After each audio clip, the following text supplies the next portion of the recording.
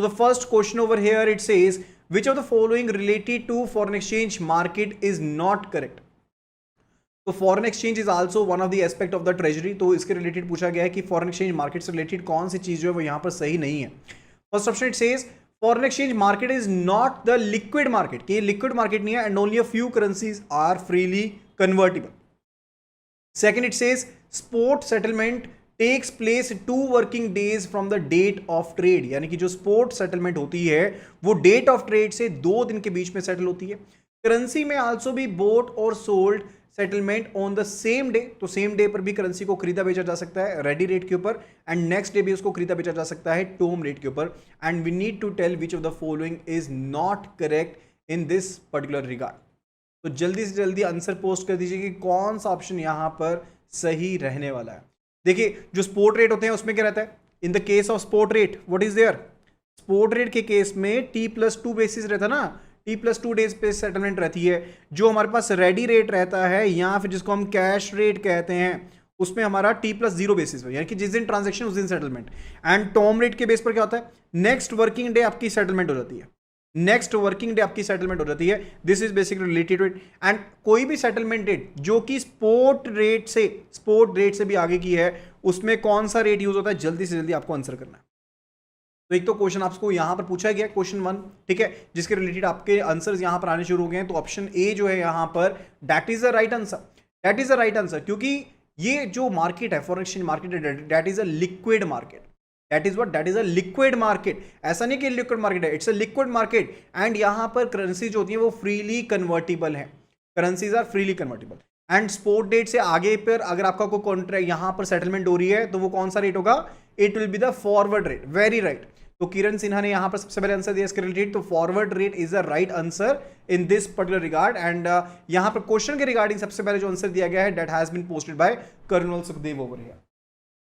Now let's move to the next question. Now जल्दी से next question पर move करते हैं. Let me mark this question for you at the earliest, ताकि सभी इस क्वेश्चन को मार्क कर लें. And for the option A over here is the right answer. Next question it says which of the following related to forward rate is not correct. Forward rate से related कौन सी चीज यहां पर सही नहीं है. तो it says forwards refer to purchase और sale of currency on a future date. Forward contracts are exchange traded contracts and hence counter party risk is negligible.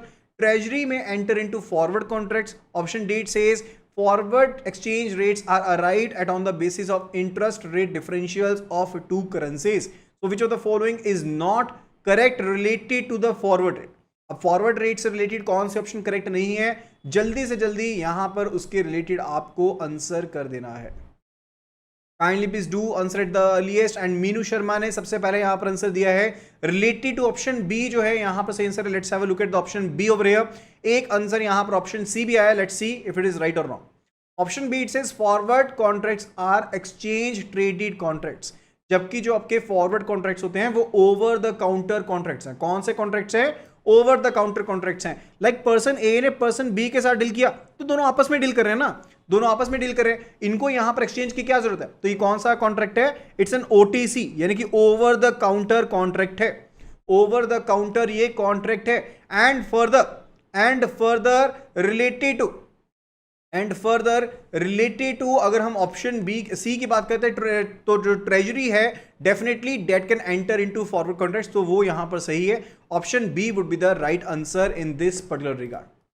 Option B would be the right answer in this particular regard over here. Question number 2.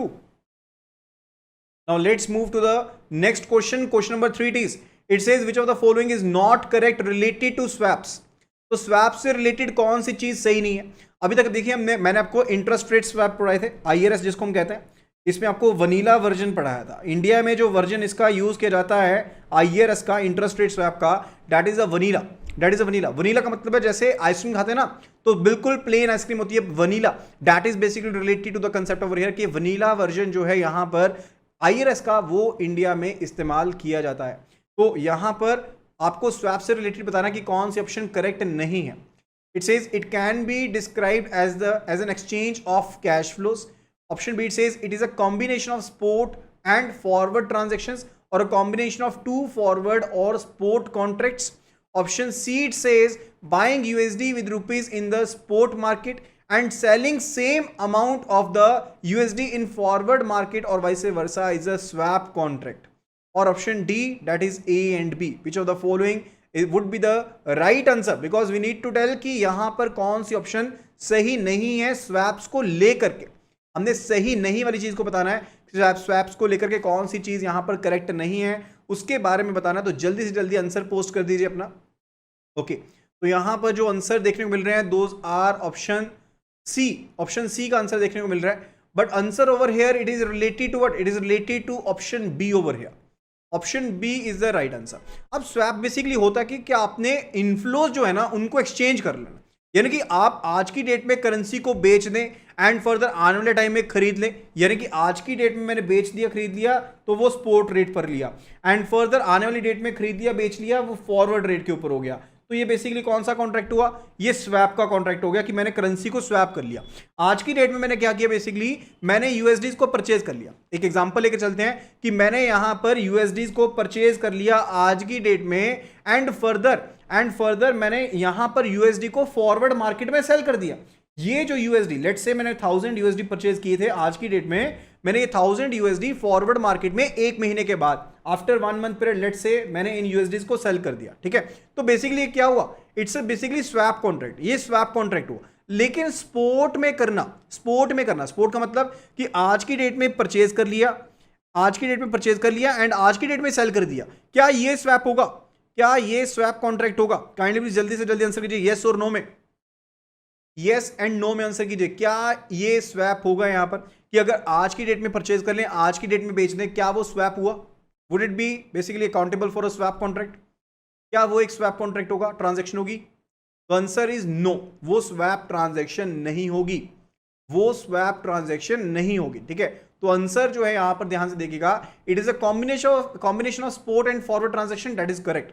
और a combination of 2 forward और spot contracts. तो 2 forward हो सकते हैं लेकिन 2 spot contract नहीं हो सकते. तो स्वैप नहीं होगा. ठीक है, तो that is why option B over here is not correct. Option B over here would be the right answer. Is that right? तो ऑप्शन सी तो ऑलरेडी जो मैंने आपको अभी एग्जांपल दी उसी को सिग्निफाई कर रही है, उसी के बारे में बता रही है. ठीक है, रिलेटेड टू कि आपने रुपीज के साथ स्पॉट मार्केट में यूएसडीज को परचेज कर लिया, आपने उन्हीं यूएसडीज को बाद में बेच दिया फॉरवर्ड मार्केट में और vice versa. That is basically what? That is a swap contract. Okay, तो question number 3 option B over here is the right answer. Option B is the right answer. Now let's move to the next question. Question number 4 over here it says the foreign exchange surpluses of the banks may arise from which of the following. तो जो यहां पर foreign exchange surpluses हैं वो किन sources से arise हो सकते हैं? और फॉरेन एक्सचेंज सरप्लसेस बेसिकली किन से हम यहां पर बात कर रहे हैं? जब यहां पर हम फॉरेन एक्सचेंज सरप्लस की बात कर रहे हैं तो बेसिकली किन चीजों के बारे में बात कर रहे हैं? यानी कि जो कोई भी सरप्लसेस का मतलब है कि जो कोई भी आपके पास रिजर्व पड़े, फॉरेक्स का रिजर्व पड़ा है जो कोई भी, ठीक है, उसको मैनेज करने की बात कर रहे हैं. फॉरेक्स रिजर्व्स की बात कर रहे हैं. ठीक है, तो फॉरेन एक्सचेंज रिजर्व्स की जिम्मेदारी किसकी है? ट्रेजरी के ऊपर है. अब उस बेसिकली सरप्लसेस कहां से हो सकते हैं? Option 1 it says, statement 1 it says foreign exchange borings in overseas और डोमेस्टिक मार्केट. हो सकता है कि आपने लोकली या फिर फॉरेन एक्सचेंज मार्केट से कहीं से फॉरेन करेंसी को बोरो किया. Profits from overseas branch operations, जो आपके ओवरसीज ब्रांच ऑपरेशंस हैं, हो सकता है कि आपने उससे कोई प्रॉफिट जनरेट किया हो, उसके रिलेटेड हो सकता है. तो उसके रिलेटेड भी ये चीज हो सकती है ना. And further it is related to what? कि जो आपके पास यहां पर third it says foreign currency and convertible rupee deposit हो सकते हैं विद द ब्रांचेस. जो आपके पास करेंसी है या कन्वर्टिबल रूपी डिपॉजिट्स हैं. रूपी डिपॉजिट्स का मतलब है कि एनआरई अकाउंट था जैसे. अब एनआरई अकाउंट के केस में डिनोमिनेशन क्या रहती है? What is the denomination of NRE account? ये तो रुपी अकाउंट ही है. अगर बाहर से पैसा यहां पर आपने कैश जमा करवा दिया मान लीजिए, ठीक है, यहां पर जमा करवाया गया, फॉरेन करेंसी जमा करवाई गई, तो वो बेसिकली किस लिए अकाउंटेबल होगा? जल्दी से जल्दी बताइए. तो इसमें भी तो फॉरेन करेंसी जमा होगी ना, तो ये भी तो फॉरेन करेंसी का रिजर्व आपके पास हो गया ना. ये भी तो फॉरेन करेंसी का अमाउंट इसमें रहेगा ना. तो जल्दी से जल्दी आंसर पोस्ट कर दीजिए इससे रिलेटेड. जो statement 4 it says profits from treasury operations, जो भी आपके ट्रेजरी ऑपरेशन से प्रॉफिट हुए हैं. तो यहां पर सरप्लसेस कौन कौन से हो सकती है उसके बारे में आपको फटाफट से आंसर कर देना।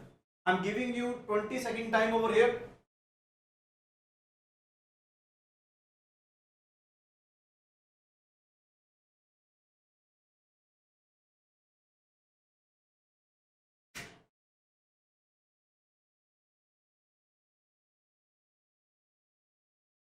तो जल्दी से जल्दी आपको आंसर पोस्ट करना है, यहां पर सभी को पार्टिसिपेट करना है क्वेश्चंस में। तो the right answer over here is option B, that is 1 to 4 all. That is option B over here is the right answer in this particular context. Okay, तो ऑप्शन B जो है यहां पर that is the right answer in this particular regard over here. And सबसे पहले जो answer दिया गया यहां पर that is posted by Meenu Sharma. Now let's move to the next question over here. Question number 5, it says which of the following is related to money market product is correct. Money market product को लेकर के कौन C option यहां पर correct है? You need to answer accordingly over here. So notice money refers to overnight placements. Call money refers to placement of funds beyond overnight for periods not exceeding 14 days. And further, option C, it says term money refers to placement of funds with banks for periods in excess of 14 days but not exceeding 1 year. So which of the following would be the right answer in this particular regard? Question number 5 it is, or all of them are correct. Which of the following would be the right answer in this particular regard over here? तो देखिए यहां पर ना definitions को समझना जरूरी है कि मनी मार्केट क्या होती है। मनी मार्केट के केस में बेसिकली क्या है कि आप यहां पर जो शॉर्ट टर्म रिसोर्सेज होते हैं, जो आपके शॉर्ट टर्म आपके रिसोर्सेज हैं, आप उनको डिप्लॉय करते हैं एंड फर्दर वहां से रेज करते हैं। ठीक है, दो चीजें रहती हैं। एंड यहां पर ये बेसिकली इंटरबैंक मार्केट को डिवाइड किया गया 3 पार्ट्स में। यहां पर एक चीज है हमारे पास, that is the interbank market, यानी कि जहां पर बैंक आपस में लेन देन करेंगे जब जरूरत पड़ेगी। तो इसका जो मैक्सिमम टाइम पीरियड होता है that is up to 365 days, यानी कि 1 साल की टाइम पीरियड होता है जो मनी मार्केट में जो कोई भी आपके प्रोडक्ट सेल आउट आप कर सकते हैं या खरीद सकते हैं। ठीक है, यहां पर सबसे पहले बात आती है कॉल मनी की। सबसे पहले बात आती है कॉल मनी के बारे में। कॉल मनी का मतलब है कि सिर्फ और सिर्फ आप 1 डे के लिए बोरोइंग कर रहे हैं, 1 डे के लिए, 1 दिन के लिए पैसा बोरो किया जा रहा है। ठीक है, बैंक्स में need the funds to be borrowed for a period of 1 day only for overnight purposes. Okay, and for the notice money जो है, नोटिस मनी डील करता है कि 1 दिन से ज्यादा, यानी कि 2 से लेकर 14 दिन तक का टाइम पीरियड यहां पर नोटिस मनी में कवर होता है। टर्म मनी, टर्म से पता लग जाता है लंबी टर्म के लिए, that is basically exceeding 14 days but not exceeding 1 year over there. Okay, तो that would be basically related.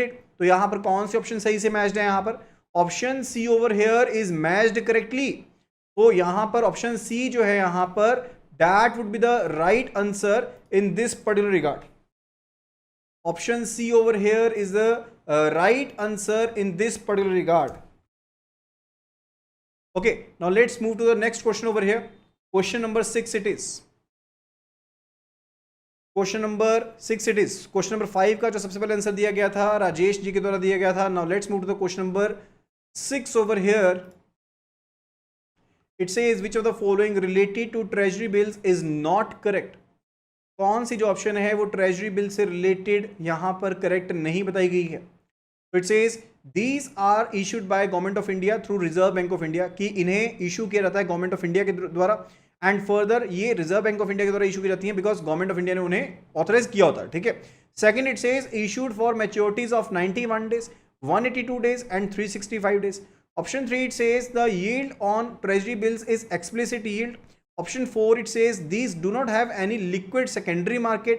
Option 5 it says these are held in electronic format and is to be held in a SGL account maintained by the banks with the Reserve Bank of India. So which of the following would be the right answer in this particular regard? तो यहां पर सही answer क्या होने वाला है, क्योंकि हमने बताना है कि ट्रेजरी बिल्स को लेकर के कौन सी ऑप्शन करेक्ट नहीं है। वी नीड टू टेल कि कौन सी चीज यहां पर सही नहीं बताई गई है, उसके रिलेटेड हमने आंसर पोस्ट करना है। तो आपको जल्दी से जल्दी यहां पर बताना है कि कौन सी ऑप्शंस करेक्ट नहीं है। पहली चीज देखिए कि ये गवर्नमेंट ऑफ इंडिया के द्वारा इशू की जाती है एंड आरबीआई इन्हें आगे फर्दर ऑथराइज करता है, यानी कि लिक्विडेशन में लेकर आता है। That is correct. तो फर्स्ट वाला हमारा करेक्ट हो गया। ठीक है, second it says these are issued for maturity of 91 days, 182 days, 365 days. Is it so? No, because इसमें जो मेच्योरिटीज है ना that is for 91 days 182 days, that is correct, लेकिन 365 डेज के लिए नहीं होता है, 364 डेज के लिए होता है, 364 डेज के लिए होता है। तो सेकंड जो है हमारा ऑप्शन वो करेक्ट नहीं है। Third it says the yield on the treasury bills is explicit yield, कि जो यील्ड है वो एक्सप्लिसिट यील्ड है, लेकिन जो हमारे पास ट्रेजरी बिल्स के ऊपर यील्ड होती है that is implicit yield, that is not explicit yield. तो यहां पर थर्ड जो है that is also not correct, जो थर्ड पॉइंट है that is also not correct. अब इम्प्लिसिट यील्ड क्या होती है, व्हाट इज इम्प्लिसिट यील्ड? जैसे कि मान लीजिए कि 5 लाख का ट्रेजरी बिल दिया गया एंड फर्दर 5 लाख का नहीं दिया जाएगा, वो दिया जाएगा 4.5 लाख का, या मान लीजिए 4.7 लाख का, that is basically what, that is a implicit yield, यानी कि डिस्काउंट के ऊपर इशू किया जाता है, यानी कि डिस्काउंट के ऊपर इशू किया जाता है। ओके, तो दैट इज इम्प्लिसिट। तो यहां पर क्या कहा गया, यहां पर कहा गया कि एक्सप्लिसिट यील्ड है, तो ये भी गलत हो गया। Fourth it says these do not have, that these do not have any secondary liquid market, that these do not have any liquid secondary market, कि इनकी कोई भी liquid secondary market नहीं है, कोई भी liquid secondary market नहीं है, जबकि जो आपके पास ट्रेजरी बिल्स हैं इनकी liquid secondary market भी है, इनकी liquid secondary market भी है। So option 4 is also not correct। Fifth it says these are held in electronic format, बिल्कुल सही है, डीमेट फॉर्मेट में होते हैं, and these are to be held in a SGL account, जो सब्सिडरी जनरल लेजर अकाउंट है जो कि आरबीआई के पास मेंटेन रहता है बैंक्स का, उन अकाउंट्स में इन्हें प्लेस किया जाता है। तो दैट इज आल्सो करेक्ट। तो यहां पर आंसर क्या होगा, answer will be option D, answer will be option D, that is 2, 3 and 4 over here. तो ऑप्शन डी यहां पर आंसर रहेगा। सबसे पहले जो आंसर पोस्ट किया गया है that has been posted by Sunil Kumar. Okay